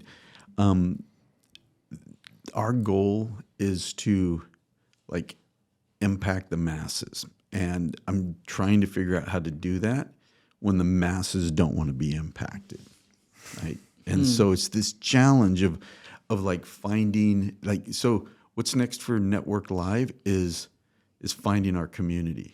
It's like building our community, building those people that really want to be like impacted at a high level in a my wife's gonna I've done pretty well for 2 hours, right? 100%. In a no bullshit way, right? Yeah. It's like the thing where it's not theoretical. It's like it's practical and it's like done, right? So that's what we're looking for is people that our community that is like expecting real and not expecting fluff. And so that's what's next for us. And it's funny because it's total sidetrack.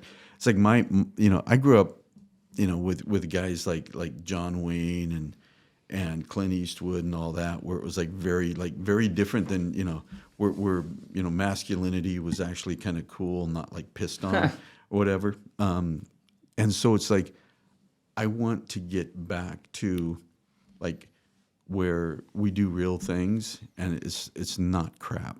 Yeah. And that's kind of where I want this to go. But the goal of Network Live is really how do we help people develop professionally? We're moving into corporate, so we're going to do a lot of corporate training, right? I mean, going into and we've got an entire out of the box with my wife, with Shay, with Chris Carlisle, with myself, and coming in and saying, we got 4 people come in here and we're going to impact you.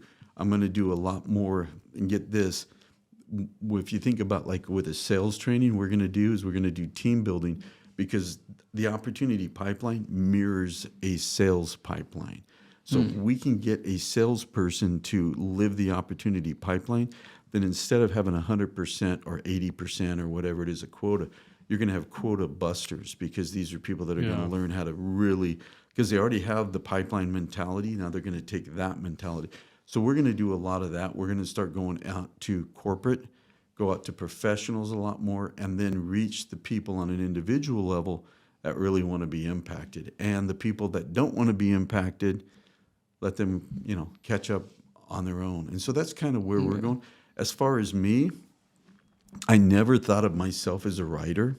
I wrote a book because it was therapeutic, and I'm on the process of finishing my second and third. I'll probably start writing a fourth and keep going. It's like something I really have gotten into a groove and enjoy. And so I don't know what that next one is, but everything is about growth and building. And and ideally impacting people that want to be impacted. And that, how that is. I mean, it's like, there are people that like I used to early on. I'll just say this: early on, I'd say dude, you need this. I will give you Mastery Alliance. I'll give it to you for free because it's going to be so important to you in your life. You're going to have this experience and that. And it's like, Naveen Jain was like, because I'd say, you can lead a horse to water and you can't make him drink it because it's actually worse. The horse will lead themselves to water and they still won't drink it. And so I stopped giving it away to people because, you give it to people and they don't do anything with it. Yeah. So it's more like, you can pay for it and then not do anything with it. But you or the individual is going to have some skin in the game. Yeah. They have to have skin in the game. It's so funny because that's exactly, we were just talking about Selena and she said the same thing. She's like, I used to give things for free and then people would not do anything with it. So it makes sense that it's like, if they want it, if they want it is the key. Most of them need it, but they got to shift their need into like a want, because if not, you're not, don't do anything with it. Absolutely not. You don't do anything. It goes back to the whole, married to the dream, not married to the outcome of the dream or the realization of the dream. Yeah. And so we get that a lot where people are like, I want to do this and I want to create this. And I'm like, yep. And guess what? And I've gotten brutally, I've actually kicked people out of Mastery Alliance that paid for it. I'm like, you can stick around until your year's up, but when it comes time to pay for it, I don't want your money because you're not going to do it. And we've gone and like I dilute that sucker because it's like, if you're not going to do it, I don't want you in our community. 100%. Because a lot of it is, it's the accountability part of it is massive, right? And so it's like, it's the opportunity pipeline, it's the jumpstart training, it's the 90-day self-directed training, it's daily SMS texts that we send people to get them going. It's a weekly accountability call. It's all of this to just drive people forward. And people don't want to do it. They don't want to like level up. It's like, man, great. Just go have your fantasy somewhere else, but not here. So I get very much. No, that's true though. I get very much like get off my lawn. Like the old like, get off my damn lawn, you hippie. We do. Hippie. It's like I'm old like, man. It's like your kids, first thing. but no. You kids. What was it? How do you call kids that? They're little shits. No, that's not it. That is, edit that. No, I'm gonna keep that. You little shits. No, I like that. No, but it's true. People think that we run these, like our podcast and our event called Cleaning Profits, just like Mastery Alliance. We don't have a membership, but we have an event, and people think we want to sell tickets or want them to buy it to support us. And it's like, no, you're not understanding. If you don't go because you don't want to go or because you feel you don't need it, good. Yeah, but if you want, if you want to rise to a different level, if you want to be impacted, get your ticket and I'll deliver. But the catch is you gotta want it. And I think that's, people don't understand that and they just do things to do things. And I'm like, bro, if you want it, do it. If you don't want it, don't do it. And I don't care. I can care less about your money. I love it because every once in a while, like somebody will like complain. They'll be like, I just know that I'm like supporting your retirement. I'm like, dude, you're not doing that for me, man. I don't charge enough for you to support my retirement. Exactly. And I'm not going to retire, but and it's like, people, the Damon John did this really cool, poll or question or whatever on LinkedIn, and he's like, how much do you spend a year on your self training? And it was like 0 to 5,000, 5 to whatever, all the way up like 100,000 plus. And you could look at the title of the people, and the people that were saying like it's a racket, it's a scam, it's this, all had low level titles. And you would see people like with these like, I'm an SVP at whatever, or I'm this or I'm that, like high level, where it's like, I'm 100,000 plus easily, and if I could spend more, I'd spend more. And then they get mocked by these other people that are like, oh, you're just stupid, and da-da-da. And it's like, man, you just don't get it, man. The more you invest in yourself, the more you're going to get out of life. And I actually spend, I'm not up to $100,000, but I'm like halfway there on an annual basis in what I do. And you just got to invest in yourself. And people just resist that like crazy. It's like, why would I do that when I can get it on YouTube? It's like, well, that's the reason why I had a personal trainer for 6 months. 100%. Because YouTube doesn't sit behind me and go like, flip your hands a little bit more like this and burn like hell, And actually do it. Yeah, and it's like, okay, that hurts. That's a different muscle. And and people get that attitude like, well, I could just get a book or I can go to YouTube. And say, yeah, you can. And the problem is not even access to information. People are like, oh, I'm just learning something new. No, the information's out there. There's literally no, I was gonna say there's no secrets in the world. There's a lot of secrets. Yeah. But I get what you mean. Yeah, the access to information is there. It's the application and the accountability. That's why now that I'm like, I literally have like go to opportunity pipeline, because I'm like, that creates accountability. And then it makes you visualize what the game is. And I'm about to give a keynote on Friday, and my talk is about the seasonality game, like understanding what game you're in, what season, what quarter, so it's similar, but not like this. I don't have it itemized like this. So now I'm like, damn, I wish I have it in a yearly plan, but now I'm like, I wish I had my opportunity pipeline, because if I'm moving at the speed that I'm moving with the tool that I have, with these tools, I think I can move much more efficient and much faster. So I'm very excited to do the opportunity pipeline. So here, and it's the opportunity, but because I get people all the time. We'll drop it in the link. Well, they're always like, opportunity pipeline's down. I'm like, that ain't my problem. It's the opportunity. but here's the thing: is like, I'll just say this, and I know that we're like way over time. No worries. But when you start to like look at things at the level that I look at things, and you start to like dive into how am I gonna, like I said, we're gonna do this million, and it's like pretty soon it's like, how do I expedite that, right? And like my goal was, I'm gonna finish my book on the Outlast Everything on July 31st is when I'm going to have that. And then December 31st, I'll be done with the second one. And then I started to, look at my opportunity pipeline. I'm like, well, what happens if I do this? What happens if I do that? And I started to realize that, if I make a couple of tweaks, I might be able to get done earlier. Right? And so what happens is the more you analyze something at a really granular level, the more you start to compress it. That's facts. And people, there was this study that talked about like how successful you are based upon how accountable you are and how much you commit. And it's like it goes up to like you'll be 90% successful.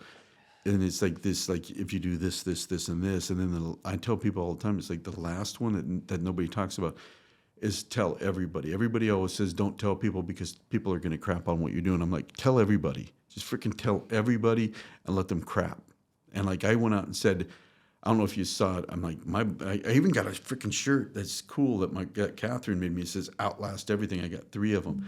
And it's like, I got like half a dozen people like, where can I get that? I'm like, dude, I wasn't even thinking about that at the time. But the reason why is that I say that is because, I went out and told everybody I will have that book published by February 29th, not including edited.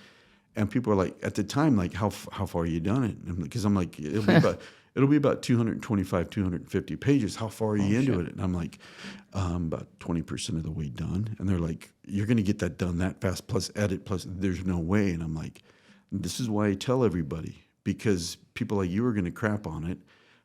Other people are going to be like, go for it. But everybody, and this is why I tell everybody, because it's like people watch. And the more I say it, the more I become committed to that. And like now I'm at like, and that was about 2.5 weeks ago. Is 20% of the way done. I think I'm about 58% done. Well, and then they can see that you keep your word, so that also builds up your credibility. Yeah, and it becomes that whole Naveen Jain thing where it's like, what's delusional? That dude's delusional, except for the fact that he actually comes along and does it.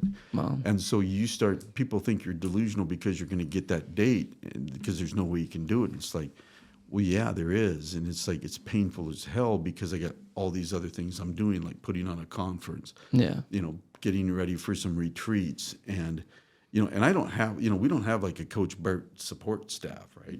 It's like, Not yet. No, not yet. But so it's like, who's doing it, right? And so, and I got a cybersecurity firm that, I'm trying to run, right? And, that's like the core of everything. So, so you just tell everybody everything and then just like get on the horse and just ride it and just do it. And that's, and I say that because you start to condense, like the more you do this, the more you start to condense and condense and condense. And then you start looking at it and saying like, what can I do in order to drive this, further. Right. Yeah. And you start to find other things to like, then you start going out and you start looking at like, what automation can I do? And, like how do I optimize this and compress time? And it's like, like one of the things is like, I have to come up with more time. I am the sales guy at my company. Oh, guess what? It's at Caliber. We need to automate more. Automate. Because if I can automate, I no longer have to be the frontline guy doing what, you know what I mean? And so it's all about compressing your time and getting the most out of it. And, and then, OPT, other people's time, and like going out and doing that. So it's like, a big part of what we do. So listen, man, I'm excited to see what people respond to this. And I hope that, is there a way, we should find a way, we're going to put the link on the show notes. Should find a way to see how many people from this podcast either join Mastery Alliance or download. Actually, if you're listening to this and you go to theopportunitypipeline.com and you fill it out or sign up, let us know. Shoot us a message. Tab a message. We'd love to see I would love to see the response from it, because I know they're gonna get a lot, but I know I'm gonna sign up because I know exactly my 6 goals, and I know my 6 goals and my anchors. So I'm like, I need to optimize mine. But and just send me you can send me an email at tabpierce@gmail or tab@tabpierce or whatever, and just say like signed up, bitch. And that's, and I'll know, I'll be like, it came from this.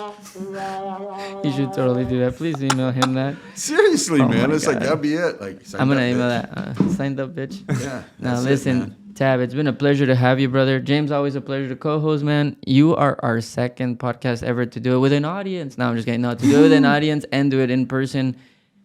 And now that we're finished wrapping up this episode, I do not regret flying to Arizona every time and having deeper conversations. Because if we would have done this online, like through Riverside for 30, 45 minutes, it wouldn't came out like this. It would have been like just like a speedster. Because it's already been over 2 hours and it doesn't feel like it's been over 2 hours, which is tripping me out right now.